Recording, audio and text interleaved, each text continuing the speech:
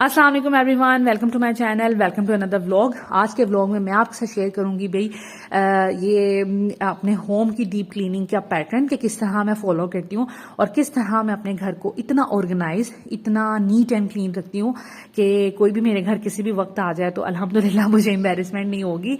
और मेरे cupboards, drawers और कैबिनेट्स, हर चीज़ कैसे इतनी नीट एंड क्लीन रहती है, कैसे इतनी ऑर्गेनाइज रहती है, तो मैं आपके साथ वो शेयर करूंगी। इसके अलावा इंशाअल्लाह नेक्स्ट व्लॉग्स में मैं आपके साथ अपने हाउस की डीप क्लीनिंग्स जैसे जैसे करती जाऊंगी वो सब चीज़ें भी आपके साथ शेयर करूंगी।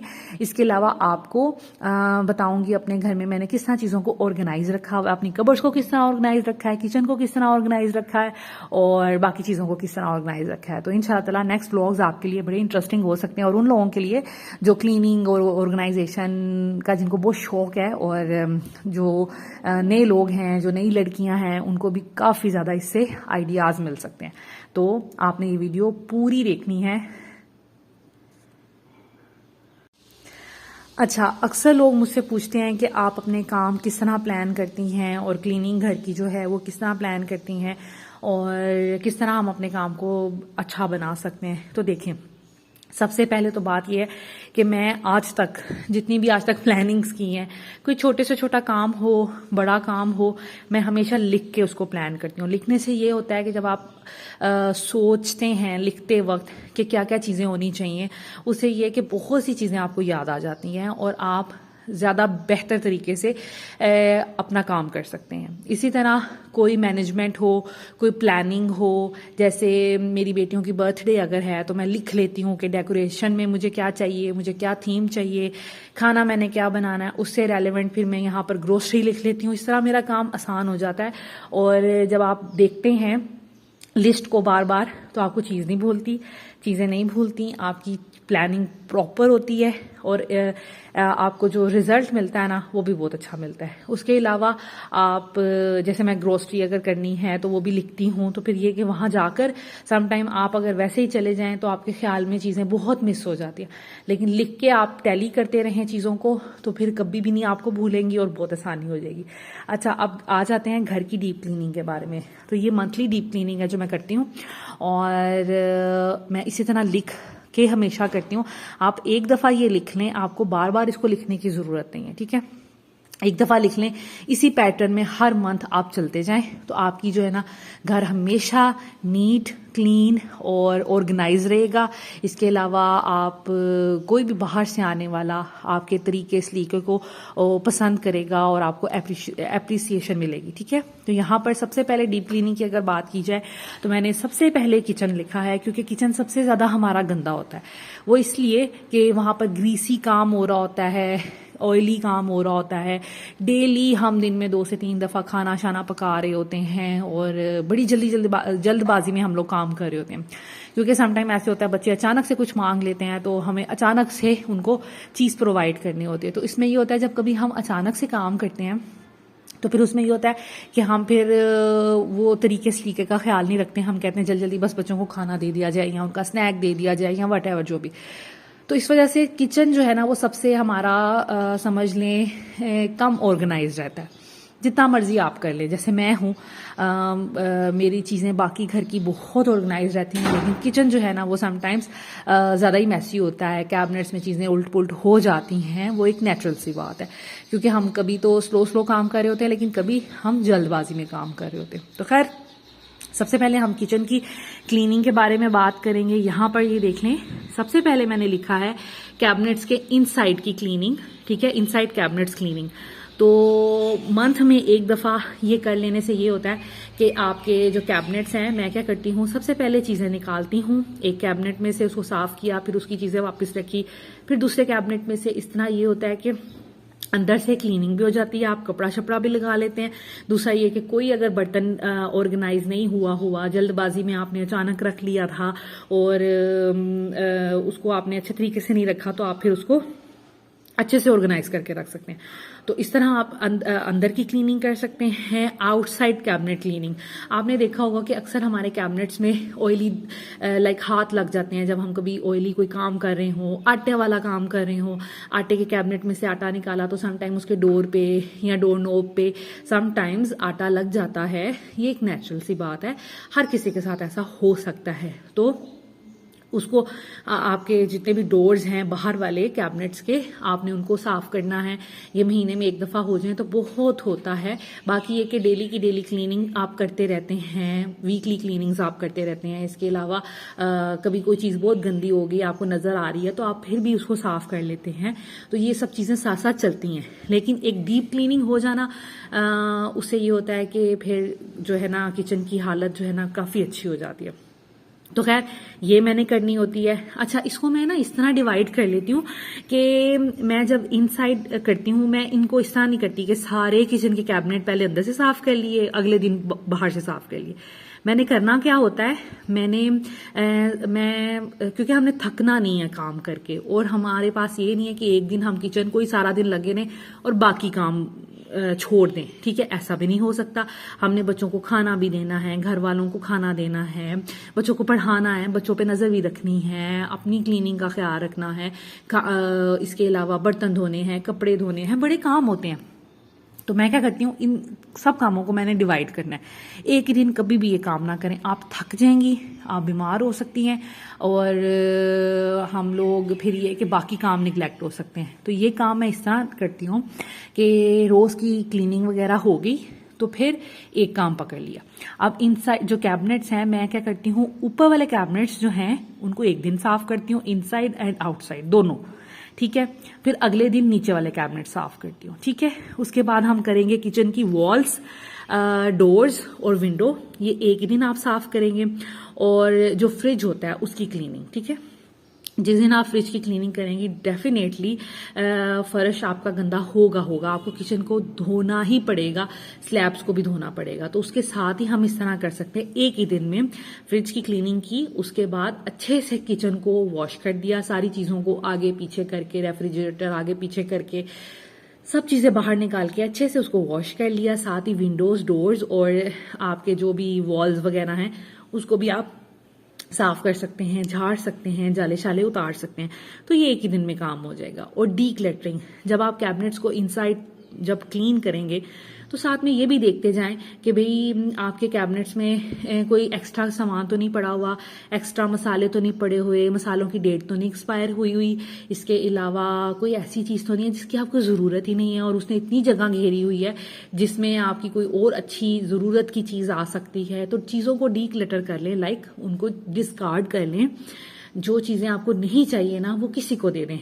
उससे ये होता है कि किसी को देने से आपका कोई नुकसान नहीं होता। एक तो आपके पास जगह नई चीज़ के लिए आ जाती है या किसी काम की चीज़ के लिए जगह बन जाती है।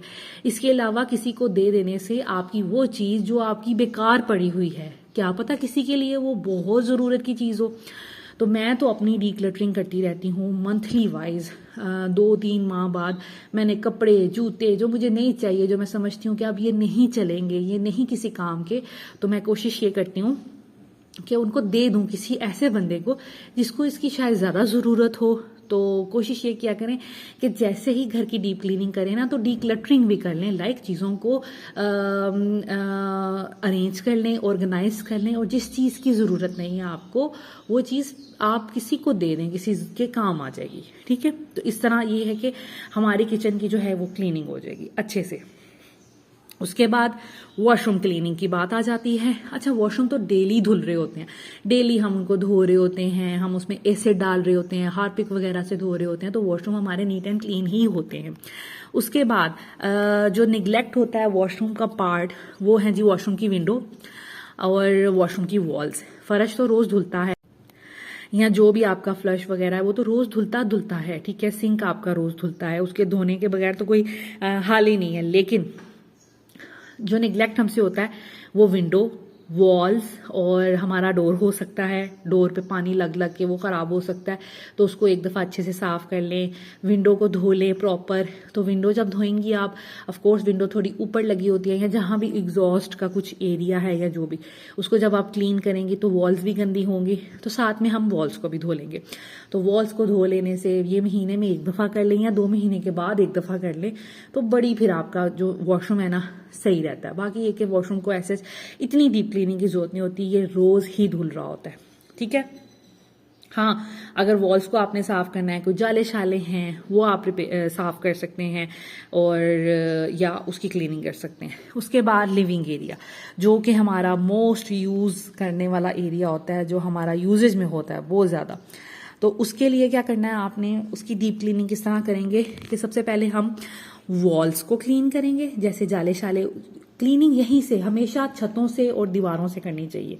आपने सबसे पहले अपने घर के जो हैं या जो भी चीज जिस जगह को भी साफ कर रहे हैं, अपने फैंस को साफ करें, ठीक है। उसके बाद अपनी वॉल्स को साफ करें, जाले शाले छोटे छोटे कहीं ना कहीं लगे होते हैं, नेचुरल सी बात है, लग जाते हैं, ठीक है। तो आपने उसको साफ करना है। सबसे पहले फैंस को अच्छे से साफ करें, वॉल्स को अच्छे से साफ करें। उसके बाद कर्टन्स, ठीक है। मैंने देखा है कुछ लोग साला साल अपने कर्टन्स नहीं वॉश करते, लेकिन उनको भी वॉश करना चाहिए। बज़ाहिर वो देखने में इतने नहीं लग रहे होते कि गंदे हैं, लेकिन ऑफ कोर्स हर चीज पे डस्ट पड़ती है। जैसे हमारे फर्नीचर पे डस्ट पड़ती है, हमारे डेकोरेटिव आइटम्स पे डस्ट पड़ती है, फ्लोर खराब गंदा होता है, इस तरह हमारे कर्टन्स भी गंदे होते हैं। तो इसलिए कोशिश ये करें कि कर्टन्स को एटलीस्ट 3 नहीं तो 6 मंथ के बाद आप उसको लाजमी वॉश करें, ठीक है। अगर आपके कर्टन्स बहुत बड़े हैं और वो घर में मशीन में या आपसे नहीं धुल सकते, तो बाहर से कहीं से वॉश करवा लें एटलीस्ट 6 महीने के बाद। कोई इतनी ज़्यादा कॉस्ट नहीं आती, लेकिन ये कि एक तो नीट एंड क्लीन घर लगता है, दूसरा ये कि आप को सेटिस्फेक्शन बहुत मिल जाती है कि आपका घर नीट एंड क्लीन है, साफ सुथराई का बहुत ख्याल रखा हुआ है, स्मेल नहीं आती। फिर इस तरह के घरों से जहाँ पे हमेशा मंथली बेसिस पे सफाइयाँ की जाती हैं या 6 माह बाद डीप क्लीनिंग हर चीज़ की जाती है, फिर ऐसे घरों से स्मेल नहीं आती, ठीक है। तो कोशिश करें कि अपने कर्टन्स को भी निगलेक्ट ना किया करें। कर्टन्स को 3 महीने के बाद नहीं तो एटलीस्ट 6 महीने के बाद धोया करें। मैं भी साल में 2 या 3 दफ़ा धो लेती हूँ अपने कर्टन्स, और मेरे जो रूम्स के कर्टन्स हैं वो तो छोटे से हैं, वो तो बड़ी आसानी से मशीन में वॉश हो जाते हैं। जो लिविंग एरिया के हैं वो थोड़े बड़े हैं, लेकिन ये कि उनको भी वॉश करना बहुत ज़रूरी है। उसके बाद कर्टन्स आपके हो गए, दीवारें भी हो गई, छत भी होगी, फैन भी हो गए। उसके बाद आ जाते हैं अब नीचे एरिया, जो हमारा डेली यूजेज का एरिया है, ठीक है। अक्सर जैसे मेरे लिविंग एरिया में डेकोरेटिव आइटम्स हैं, वो डेली बेसिस पे साफ हो रही होती हैं, डेली नहीं तो 2-3 दिन बाद हम उनकी डस्टिंग करते हैं। एक दफा डीप क्लीन कैसे करना है, अब आपने सारी चीजों को आप वॉश कर सकते हैं। जो भी आपके डेकोरेटिव आइटम्स हैं जो वॉश हो सकते हैं, आप उसको वॉश कर सकते हैं। आपने डेकोरेटिव आर्टिफिशियल फ्लावर्स रखे हुए हैं, प्लांट्स रखे हैं, उनको बाहर निकाल के अपने कार पोर्च में, अपने टेरेस पे या जो भी एरिया है आपका वॉशिंग का, वहां निकाल के आप उनको अच्छे से वॉश करें, ताकि उस पर जो डस्ट वगैरह लगी हुई है वो अच्छे से साफ हो जाए। तो या वो अच्छे से साफ हो जाएंगे। उसके बाद आपका जो फर्नीचर है वो भी डेली बेसिस पे डस्टिंग हो रही होती है, लेकिन फर्नीचर को अच्छे से डीप क्लीन कर लें। लाइक उसको आगे पीछे ऊपर नीचे से फर्नीचर को साइडों पे करके नीचे से फ्लोर अच्छे से साफ करवा लें, वॉश करवा लें। तो इस तरह ये होगा कि आपका घर नीट एंड क्लीन हो जाएगा। उसके बाद आ जाते हैं जी कारपेट्स पे।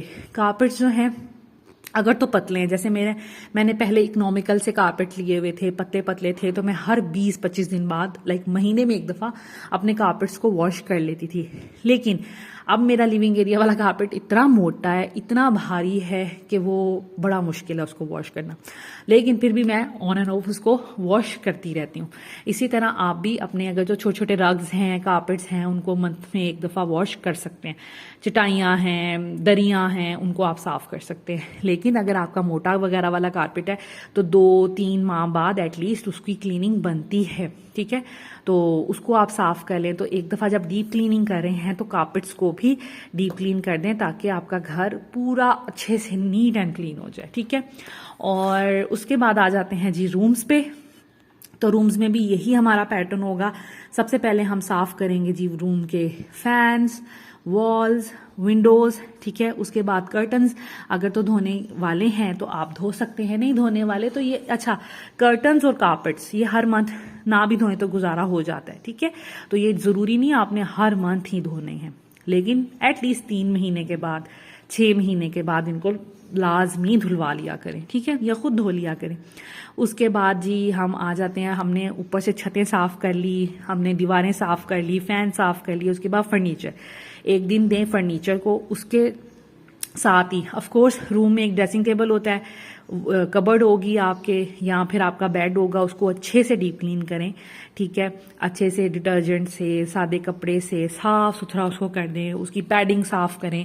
उसके बाद साथ ही उसी दिन आप अगर चाहें तो रूम की जितनी भी पेंटिंग्स हैं, डेकोरेटिव आइटम्स हैं, उसको भी आप साफ कर सकते हैं।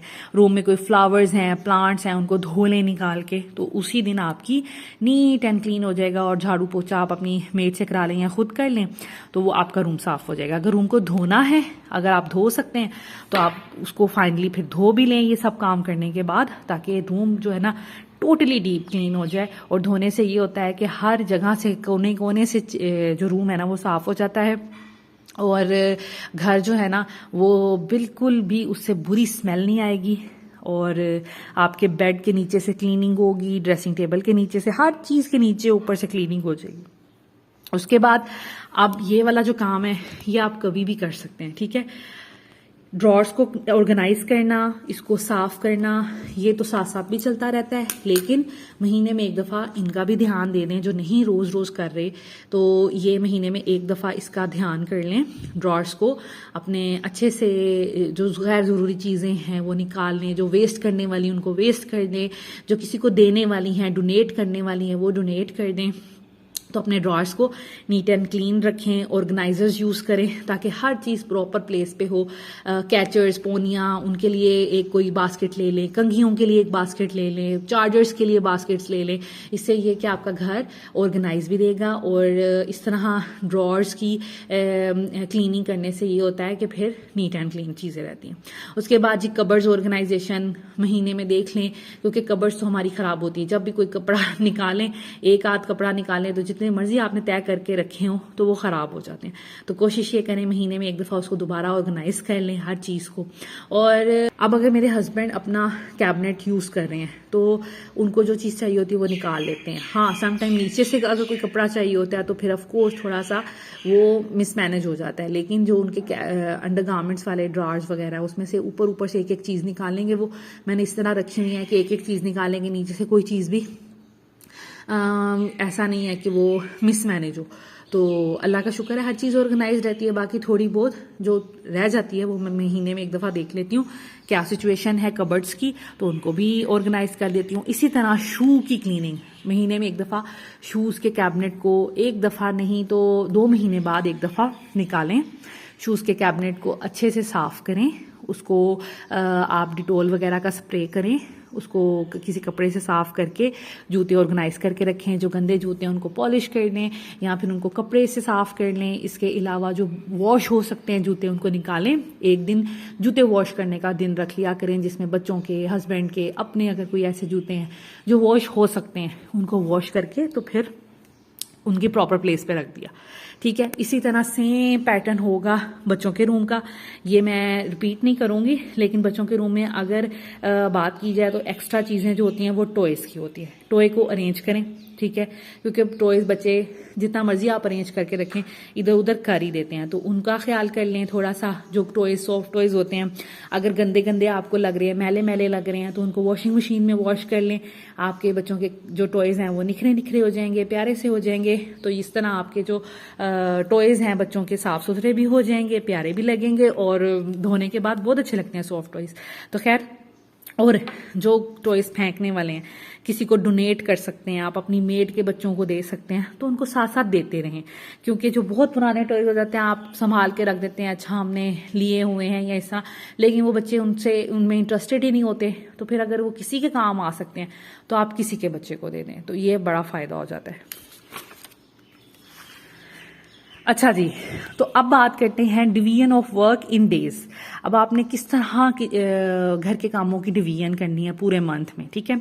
जैसे मैं आपको बताती हूँ कि मैं डेली बेसिस पे सुबह एक तो आपने जल्दी उठना है, उसके बाद आपने अपने डेली के काम करके जैसे नाश्ता बच्चों को करवा के अपनी जो घर की डेली की क्लीनिंग है वो करके खाना शाना पका के, तो तकरीबन 12 मेरे पास तो ये होता है कि मेरे पास क्लीनिंग के लिए एक बच्ची आती हैं तो वो क्लीनिंग कर जाती हैं, तो बाकी काम मैं करती हूँ।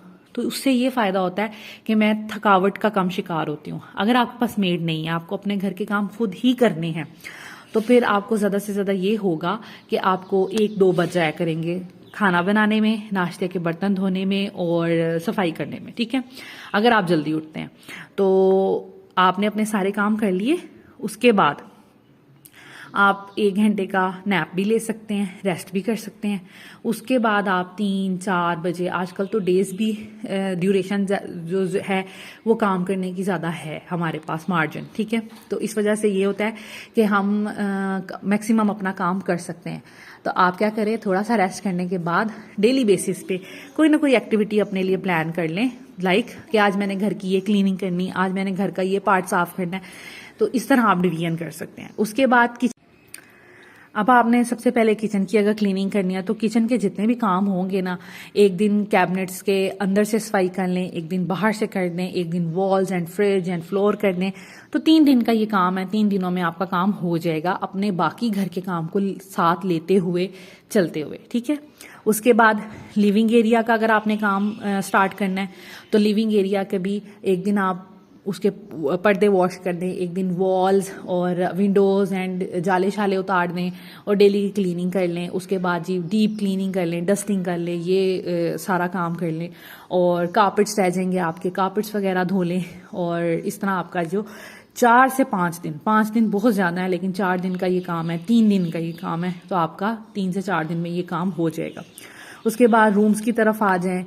एक रूम को अगर आप डीप क्लीन करती हैं, उसके पर्दे, वॉल्स, विंडोज़, हर चीज़, तो ये भी 3 दिन का काम है। 3 दिन में आपका काम हो जाएगा। अगर आपने ऑर्गेनाइज करनी है चीज़ें जैसे कपबोर्ड्स और ड्रॉर्स, तो उसको मैक्सिमम 2 दिन लग जाएंगे, तो 2 दिनों में आपका काम हो जाएगा। उसके बाद बच्चों के रूम में भी इसी तरह 4 to 5 डेज आपको लगेंगे। और आपके बच्चों का जो रूम है वो छत से लेकर कैबिनेट्स, ड्रॉर्स, हर चीज़ आपकी नीट एंड क्लीन हो जाएगी। और वॉशरूम डेली बेसिस पे धुलते हैं। बस एक दिन आपने क्या करना है, उसकी विंडो और जब धोना है वॉशरूम को तो उसकी विंडो और वॉल्स को भी धो लेना है। घर में अब जितने वॉशरूम है फिर आपको उतने दिन लगेंगे, 2 वॉशरूम है, 3 वॉशरूम है, उस हिसाब से फिर आपके डेज जो हैं वो स्पेंड होंगे, ठीक है। लेकिन ये कोई इतना मुश्किल काम नहीं है वॉशरूम का। तो जब वॉशरूम का फ्लोर और सब कुछ धोना है तो फिर उसकी वॉल्स एंड विंडो को कोई मुश्किल काम नहीं। उसके बाद जी ड्राइंग रूम अगर आपके घर में है, मेरे घर में तो नहीं है लेकिन अगर मैक्सिमम घरों में होता है ड्राइंग रूम, तो ड्राइंग रूम अच्छा इतना यूज़ नहीं हो रहा होता, तो हर वक्त ऑलमोस्ट हम लोगों ने उसका डोर भी क्लोज किया होता है। बहुत कम लोग वहाँ पे जाते हैं, सिर्फ जब कोई गेस्ट आए तो तब ही उसको ओपन किया जाता है, तो वो इतना ज़्यादा गंदा नहीं होता। लेकिन उसको भी क्लीन करने में आप 1 दिन में भी चाहें तो उसको क्लीन कर सकते हैं, लेकिन आप 2 से 3 दिन भी, अगर आपने थकना कम है और घर के बाकी कामों को भी लेके चलना है तो 2 से 3 दिन में वो भी नीट एंड क्लीन हो जाएगा, ऊपर से लेके नीचे तक। उसके बाद जी ये सारे घर की जो डीप क्लीनिंग है ना, ये आपकी होगी। उसके बाद आ जाते हैं आयरनिंग भी एक बहुत मुश्किल काम है। आई नो कि कपड़े बैठ के प्रेस करना बड़ा लंबा चौड़ा काम है, तो उसमें ये मैं करती हूँ कि अपने हस्बैंड के कपड़े जो हैं वो मैं 2 दिन लगाती हूँ और तकरीबन 2 से 3 घंटे डेली मैं 2 दिनों में उनको कपड़ों को कर देती हूँ प्रेस, ठीक है। तो आप भी इसी तरह करें, 2-3 दिन लगाएं और सारे कपड़े जितने भी रफ पहनने वाले हैं, नीट हैं, काम के कपड़े हैं, जॉब पे जाने वाले कपड़े हैं, उन सबको आप कर दें। और ऑफ कोर्स हम सबके पास तो बहुत ऑप्शंस होते हैं ना कपड़ों के, तो अगर आप 2 दिन लगाकर सारे कपड़े प्रेस कर देती हैं तो फिर 10 दिन 15 दिन आसानी से गुजर जाते हैं इन सब कपड़ों से।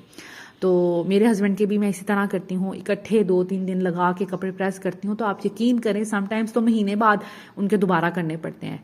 तो इस तरह ये है कि वो फिर, क्योंकि वो पहनते हैं अपनी जॉब लाइक अपने ऑफिस में जाने के लिए एक ड्रेस 2 दिन, तो लेकिन बहुत से ऐसे हमारी जो सोसाइटी में घर हैं डेली कपड़े बदलते हैं हस्बैंड्स, तो उनके लिए 10 दिन बहुत होंगे। एक दिन अगर आप 2 दिन कपड़े प्रेस कर लेते, 10, 12, 15 दिन आसानी से गुजर जाते हैं।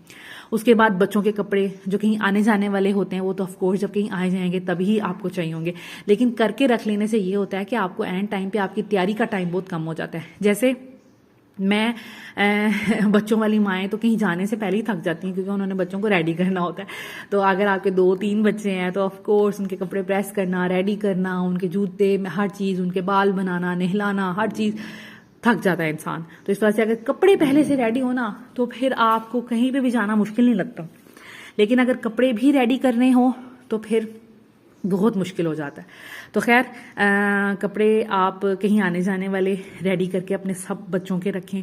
उसके बाद जो घर में पहनने वाले हैं, मैं तो ऑलमोस्ट मेरी यही कोशिश होती है कि घर में पहनने वाले भी इनके प्रेस करूं, या एटलीस्ट अब अगर कहीं जा रही हूं जैसे ननियाल, ददयाल, तो फिर इनके घर में पहनने वाले लाजमी कपड़े प्रेस होने चाहिए। फिर तो कभी इनको अनप्रेस मैंने कपड़े पहनाए नहीं है। लेकिन घर में कभी कभी होता है, कुछ ऐसे कपड़े होते हैं जो इतने रिंकल्स जिनमें नहीं होते, तो वो आप पहना सकते हैं उनको बगैर प्रेस किए हुए। लेकिन कहीं आने जाने वाले करके रखें, तो उसमें भी 1-2 दिन में आपके बच्चों के सारे हो जाते हैं। मैं तो 1 दिन लग के ज़ैना फातिमा कर लेती हूँ और 1 दिन में इज़ा के कर लेती हूँ, तो इस तरह मुझे फिर बहुत आसानी हो जाती है। उसके बाद जो मेरे ड्रेसेस हैं, जैसे कोई भी हाउस लेडी है, अपने ड्रेसेस आप कहीं आने जाने वाले ज़रूर प्रेस करके रखा करें।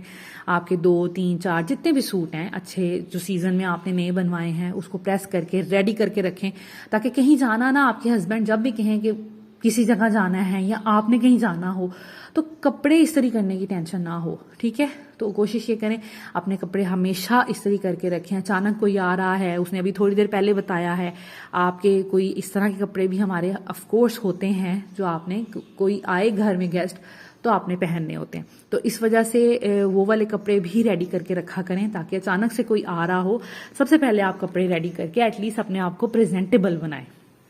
तो इस तरह आपके जो आयरनिंग में भी जो हैं वो आपके 3 से 4 दिन में आपके पूरे घर के जितने भी आप लोग अफराद हैं, लाइक आप हैं, आपके हस्बैंड हैं, बच्चे हैं, उनके कपड़े जो हैं वो प्रेस हो जाएंगे, तो आपका जो काम है वो सिमट जाएगा।